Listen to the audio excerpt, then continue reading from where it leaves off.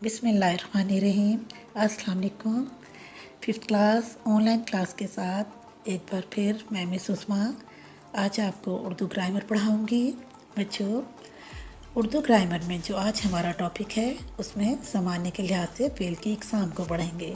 ठीक है जी बच्चों, आज ग्रामर के इस सबक से आप इस काबिल हो जाएंगे कि फ़ेल हाल, फ़ेल माजी और फ़ेल मुस्तक़बिल में फ़र्क बयान कर सकें।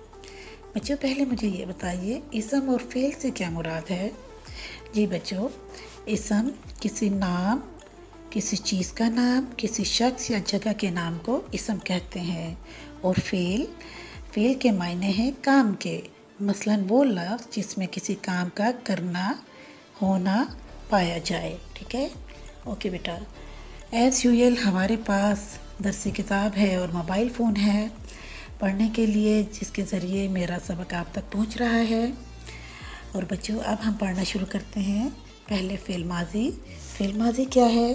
फ़ेल माजी वो फ़ेल है जिसमें किसी काम का करना या होना गुज़रे हुए ज़माने में पाया जाए।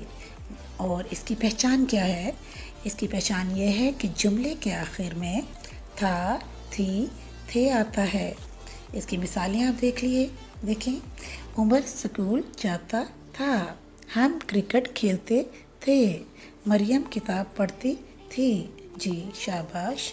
अब हम फ़ेल हाल की तरफ आते हैं। फ़ेल हाल क्या है? फ़ेल हाल वो फ़ेल है जिसमें किसी काम का करना या होना मौजूदा ज़माने में पाया जाए। इसकी पहचान जुमले के आखिर में है, हो, हूँ जैसे अल्फाज आते हैं। मसलन हम किताब पढ़ते हैं, वो खाना खाता है।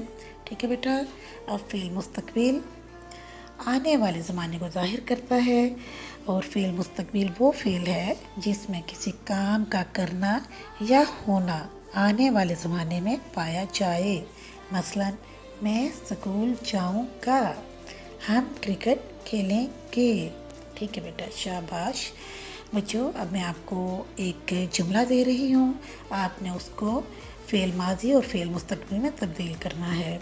तो ये एक फ़ेल हाल का जुमला है, वो सेब खाता है। अब आपने इसको तब्दील करना है फ़ेल माजी में और फ़ेल मुस्तक़बिल में।